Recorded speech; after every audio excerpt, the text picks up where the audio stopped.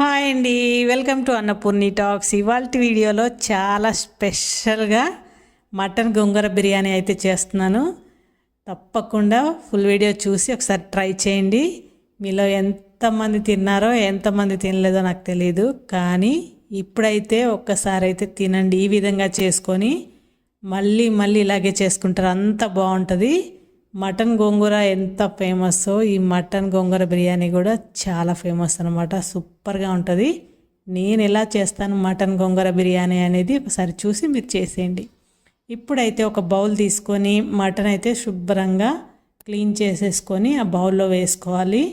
Mutton అంతా కూడా ఇలాగా మరీ పెద్ద ముక్కలు కాకుండా నార్మల్గా మీడియం సైజులో ముక్కలు కట్ చేయించుకొని తెచ్చుకుంటే బాగుంటుంది.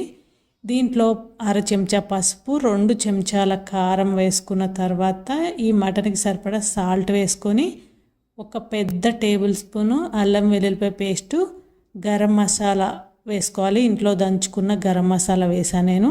ఒక 1/2 స్పూన్ వేసుకొని ఇదంతా మంచిగా కలిపేసుకొని మూత పెట్టుకొని పక్కన పెట్టుకోవాలి. ఇప్పుడైతే గోంగూర తీసుకున్నాను, ఒక 3 కట్టలు ఫ్రెష్ గోంగూర తీసుకొని శుభ్రంగా కూడా ఈ ఆకులన్నీ తీసేసుకొని శుభ్రంగా వాష్ చేసుకొని పెట్టుకున్న తర్వాత ఒక 4 పెద్ద పచ్చిమిరపకాయలు గోంగూర ఇప్పుడు మనం ఫ్రై చేసుకోవాలి. స్టవ్ ఆన్ చేసి ప్యాన్ పెట్టుకొని కొంచెం ఆయిల్ వేసుకొని ఈ పచ్చిమిరపకాయలు వేసుకొని కొంచెం వేయించుకున్న తర్వాత గోంగూర కూడా వేసేసుకోవాలి. ఈ గోంగూర కూడా అంతా వేసేసుకొని మూత పెట్టుకోకుండా ఇలా ఆయిల్లో మగ్గించాలన్నమాట. ఇదంతా కూడా చాలా తొందరగా మగ్గిపోతుంది. శుభ్రంగా ఇలాగా వాటర్ అది ఏమీ లేకుండా మంచిగా మగ్గిపోయిన తర్వాత తీసి పక్కన పెట్టుకోవాలి. చల్లారిన తర్వాత మనం గ్రైండ్ చేసుకుందాం దీన్ని. ఇప్పుడైతే మనం ఈ గోంగూర పక్కన పెట్టుకున్న తర్వాత స్టవ్ పైన కుక్కర్ పెట్టుకొని కొంచెం నెయ్యి, కొంచెం ఆయిల్ వేసుకొని హోల్ గరం మసాలా వేసుకొని ఫ్రై చేసుకోవాలి. ఫ్రై చేసుకున్న తర్వాత మనం ముందుగానే మటన్ కలిపి పెట్టుకున్నాం కదా, అది మొత్తం వేసేసి మంచిగా ఆయిల్లో ఫ్రై చేసుకోవాలి.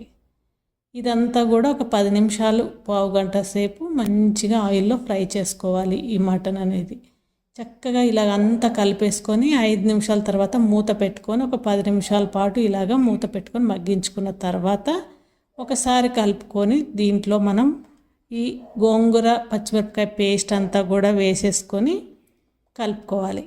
ఇలా కలుపుకొని కావాలంటే మీరు కొద్దిగా వాటర్ వేసుకోండి. ఒక చిన్న టీ గ్లాస్లో సగము, లేదంటే అవసరం లేదు.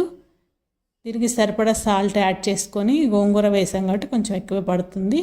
ఇదంతా మళ్ళీ ఒకసారి కలుపుకున్న తర్వాత మనం మూత పెట్టేసుకోవాలి. మూత పెట్టేసుకొని విజిల్ పెట్టేసాను. నేనైతే ఒక 5 to 6 విజిల్స్ పెట్టాను. కరెక్ట్గా మనకి కుక్ అయిపోతుంది. ఇలా మూత తీసి చూసిన తర్వాత చూడండి మనకి ఎంత వాటర్ ఉందో. 6 విజిల్స్ తర్వాత ఇంత వాటర్ అనేది వచ్చింది. ఇప్పుడైతే మనం దీన్ని వేరే ప్యాన్లోకి వేసేసుకుందాం.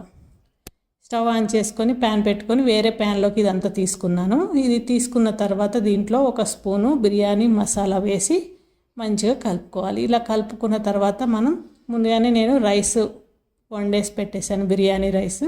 అదంతా కూడా దీని మీద వేసేసుకొని మూత పెట్టుకొని 10 నిమిషాలు సిమ్లో మొత్తం లో ఫ్లేమ్లో పెట్టుకుంటే సరిపోతుంది మన బిర్యానీ.